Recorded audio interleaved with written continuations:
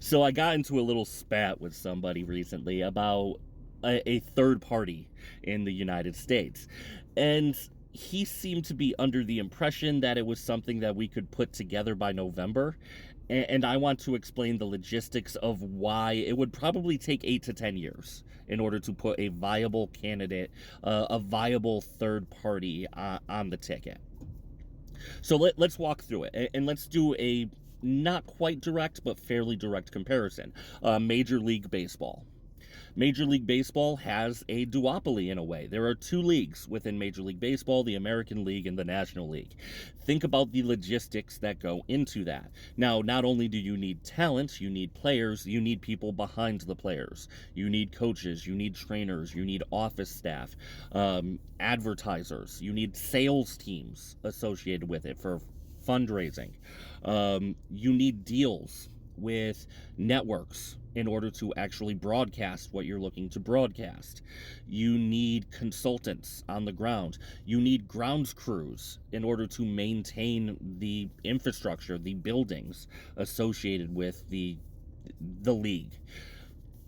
You also need a talent pipeline to bring people up from college to AAA to Major League or whatever paths they may take, AA, AAA, etc. This is the way the DNC and the RNC is set up. They have all of that infrastructure. What they provide in elections is substantial from a logistical standpoint.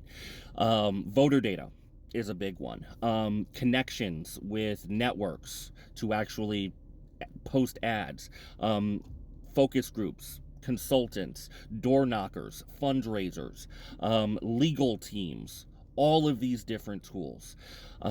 Not to mention the infrastructure at a ground level for, again, door knocking, frontline local communications.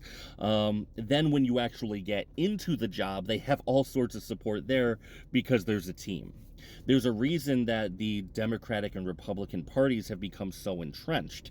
It is because they have to stick to the team, otherwise they lose their funds and they are primaried. And we've seen that a lot on the Republican side. If you do not go along with the Republican Party or the Democratic Party, they run somebody against you in a primary, and you effectively lose your job. If you do not have loyalty to these, you disappear effectively. So, in order to create a viable third party, you need a lot of infrastructure, and you need to start from the ground level. You need to start from small local elections in order to support them.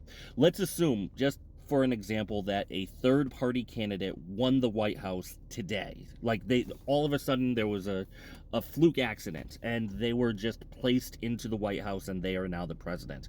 They have no ties to the DNC or the RNC. What is going to happen? They're going to be attacked on both sides. They are. They would get no support from either Republicans or Democrats. Period. As much as we love the idea of an independent, a centrist, there nothing would get done. Because they would be seen as the enemy of both groups. The only way to create a third party is by working up the ranks, starting in state Senate seats, state House seats, moving up to governorships, moving into at the highest House of Representatives. Once there starts to be a plurality and a big enough group to form a caucus, probably 20-30 members at least, then maybe that third party would have a chance of actually getting something done, but it wouldn't happen until there is a plurality of that caucus. And it's going to take time just to get that in place. Not to mention, simply getting on the ballot. RFK has a net worth of about $15 million, and his vice president now, his vice presidential candidate, has a net worth in the low to mid 9-figure range. And there are still concerns about him getting on the ballot because they have to build all the infrastructure from scratch. A third party is not impossible, but we need to know what is needed in order to actually get one. There is a lot of work involved, and if we start now, a viable candidate who could actually do something probably won't be in the mix for at least 10 years, just based on how much is needed. And it will cost hundreds of millions, if not billions of dollars, all while the legislature fights against it tooth and nail the whole time. Um, I'd love to see it.